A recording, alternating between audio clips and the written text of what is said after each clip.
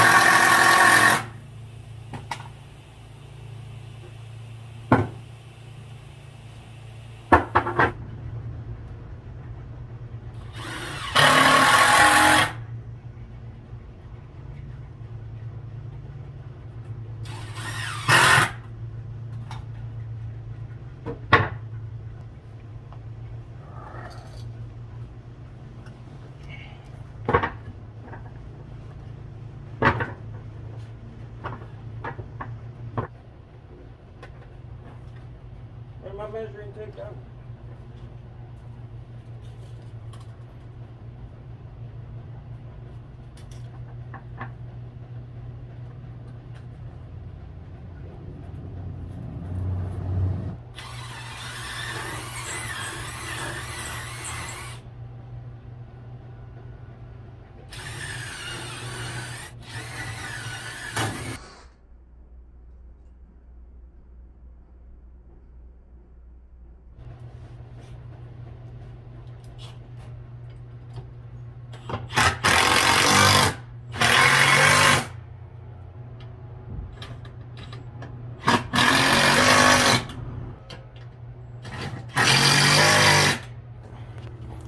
This is what we got so far. Just when you're squaring this up, I did make a mistake, but make sure from here to here, you want to try having the bolt in the center. So I just measured it from one end to the other. It was 16 inches for me, so I just measured. It's not 16. Measured 16 from the center over to the other one. This one's more centered, this one's a little bit towards the edge, that's why it's kind of off center. And then once you square up one side, recommend making a line. That way you have a reference point. So you want to measure this from that angle, make sure it's 28. I did 28 inches because that's how big a doorway is. I don't want to keep tearing this apart when I move or something. So just future planning. And then these bolts are actually pretty good. But yeah, definitely get some nice big bolts and washers. If you don't use washers, it's probably going to come out.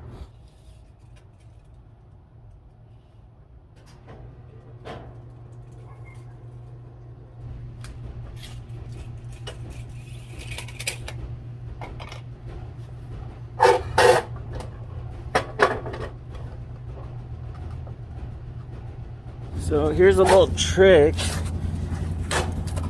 because I'm gonna do this angled instead of using brackets. So what you want to do is you want to get like around 2 inches away from the edge, drill a little pilot hole, angle it,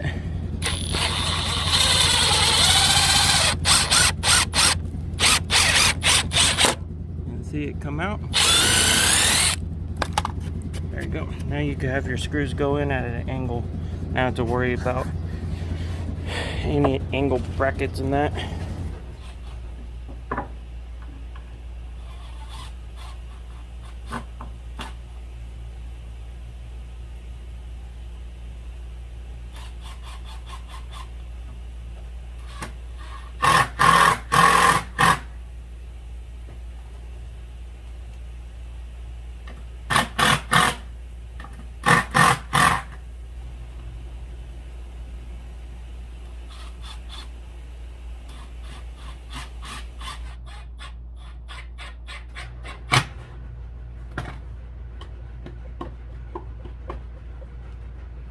Now, doing this, obviously, don't expect it to actually come out perfect. This one's a little off-centered, and this one's actually pretty good. So, the cheating way of doing this is we're gonna get another 2x4. Hold on, let me grab one. We're gonna get another 2x4. We're gonna bridge them across. And we're going to make sure they're even. And what that's going to do is make it to where when we mount it, see how this one's a little off? We could finesse it to actually be level. And then we can mount this board on top.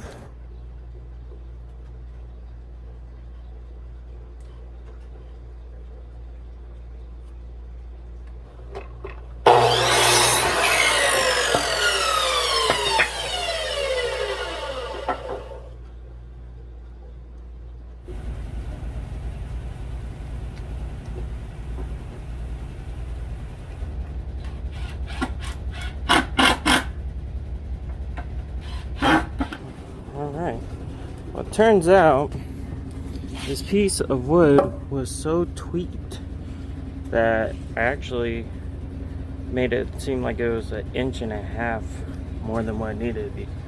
So that's a good thing why you definitely want to box in your stuff, because wood does like to warp. But I'm just gonna probably just get like a skill saw or sawzall and just cut that off real quick, and then start moving on to the top. I gotta cut that down to length. A cool little trick, since I got you here, is say you don't want to always look for your measuring tool. You already have your stuff mocked up. Just line it up like so. Then you come over here and then you just mark it right there on the crease. Let me get my Sharpie. That's another thing. Try putting your tools where you know where they are. It's a lot smarter. But yeah, we're just gonna mark it right up on your boom. Nope, tape measure needed.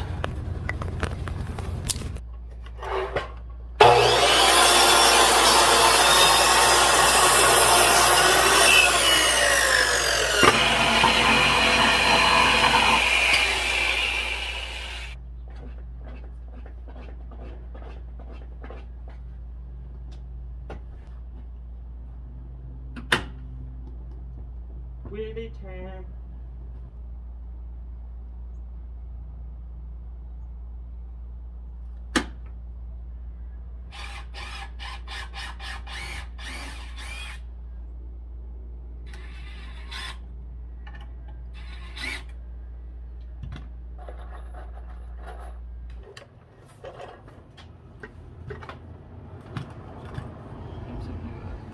Plug it in.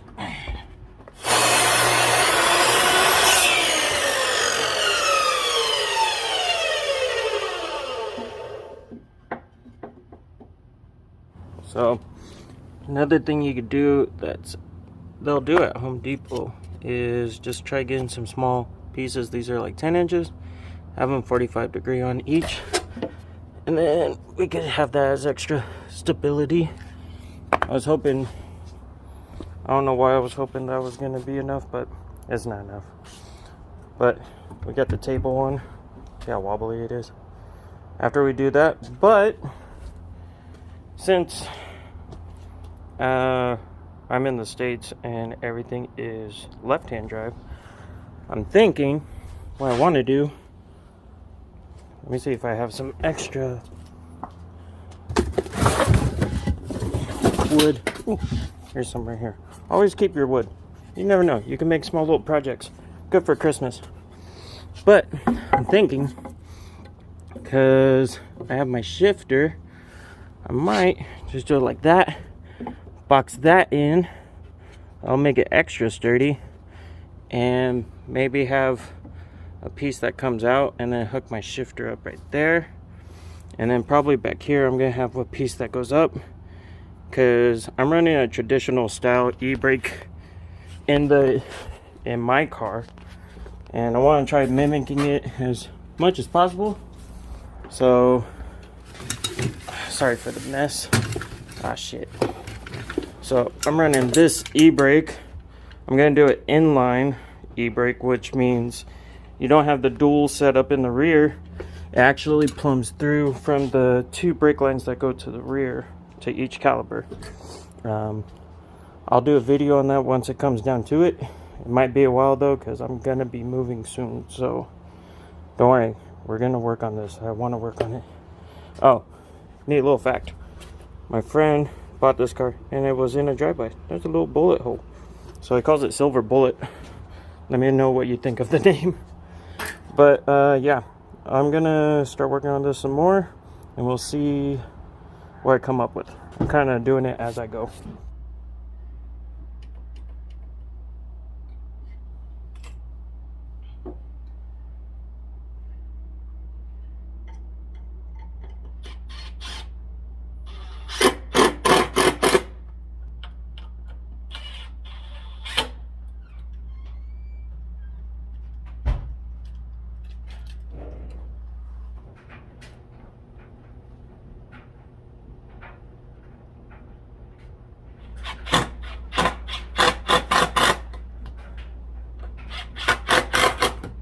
Alright, now I know everyone's getting judged on this, but it's the only e-brake I got, so like I said, I'm running it standard on the car. If you do end up doing this, there's a little locker piece that kind of acts as like a e-brake holder. Make sure it's out of the way because mine was hitting. But I just wanted to basically make it to where it's similar to driving my BMW. And I do have some taller friends than me, so this is all the way forward, but I do have a deep dish on the actual steering wheel and a shallow one, so it's only 6 bolts. So I made it kind of far, and plus I could go all the way over here. But yeah, I think it's gonna work good. I put this as extra bracing, and plus it makes it look more flush. And then I have this one as bracing. I could have did a 45, but this is one way to do it if you can't make a 45 or you don't want to make another trip to the store. But for you guys, if you're doing the traditional like up here, you just have to do something like this.